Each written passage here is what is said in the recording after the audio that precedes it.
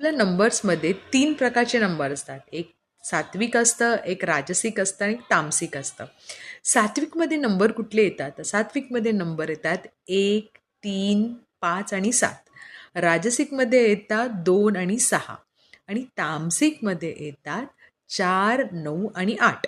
आता हे नंबर जे आहेत, असे जे नंबर आता तुमचा बर्थडेटनुसार की तुमच्या बर्थडेटमध्ये हे नंबर आहेत का? सात्विक आहेत का? राजसिक आहेत का? आणि तामसिक आहेत का? जर सात्विक हे जे नंबर असतील म्हणजे बर्थडेटचा नंबर आणि तुमच्या मंथचा नंबर आणि पूर्ण बेरीज ह्याचा तिन्ही जे नंबर बघायचे आणि बघायचं की सात्विक आहे का, राजसिक आहे का, तामसिक आहे.